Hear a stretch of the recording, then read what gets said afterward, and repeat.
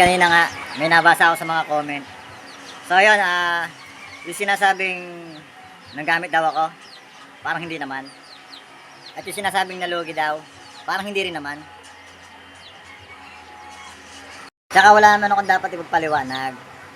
So ayun, kasi yung mga problemang yon alam naman niya yon. Ngayon, ang masakit lang dito, nakablock ako sa kanya, tapos isang beses nakita ko yung mga comment.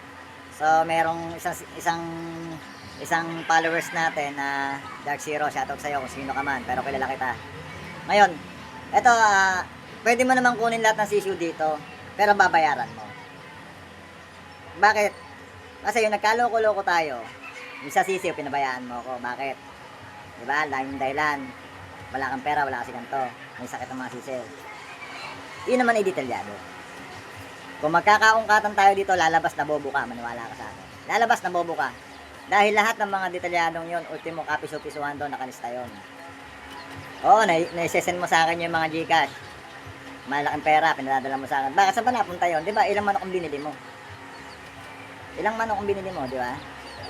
Ngayon, kung ganyan ang ginagawa mo sa akin, painggit ka, eto, real talk. Eto, mga lahi ng manok mo, ayan. Eto pa. Lahi ng Boston mo yan. At ito pa. Ha? Ito, nakinabangan naman. Oh. Ayan, lahi din ng manok mo yan. Hindi ko tinatanggi. Ngayon, kung gusto mo, tubusin mo. Walas ka. Yung nagkandalugi-lugi kami sa kuryente. Ha? Siningil ba kita? Yung 15 days na magtatrabaho namin, siningil ba kita? Yung araw-araw na ginagastos sa mga manok mo, siningil ba kita? Oh. Ngayon, huwag ko lang mababalitaan na ikaw uwi dito ay mag-uusap tayo. Hindi naman ako para manggulo. Kaya pala ako nakablock sa'yo para ibenta mo ako. Nagkapera ka ba? Tapos yung sa incubator, take note ha. Nilinawin ko. Yung incubator, ay hindi ko naman sinasadya sumabog yun. Ha? Yung 3 tray na sinasabi mo doon sa comment mo na in-interest namin, putang ina, ano palagi mo sa akin, walang pera. Putang ina, pinakakain ko nga manok mo nang wala kang padala eh. Alam mo ba yon? Di ba hindi? Ano, ako lang ang kaya mo.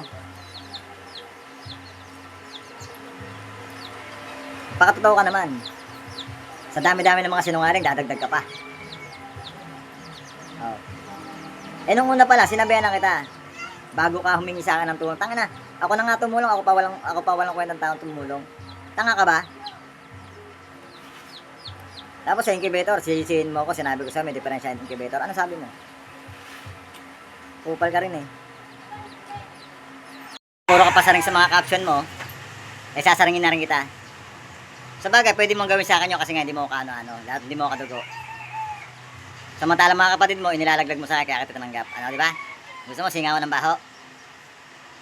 Oh. Kaya hindi na ako magtataka yung ginagawa mo sa akin, eh ginawa mo na rin sa kapatid mo. Sa katama mo, sa kapatid mo pa rin. Oh. Diba? So, ngayon, tatanungin kita, sino ngayon mas masama sa atin ngayon at sino walang kwentang tao ngayon? Na ako na hindi mo ka ano-ano, hindi mo kadugo. Tinulungan kita. Yung kapatid mo, tinutulungan ka, anong ginawa mo? Binibenta mo siya. Sa bagay, hindi na ako magtataka. Tsaka wala akong dapat ipaliwanag sa'yo. Ngayon, kung magkakaungkatan, ay galingan mo. Ulitin ko ulit. Pag nagkaungkatan, magiging bobo ka, maniwala ka sa akin. Yun lang. Good luck na lang sa mga breeding mo.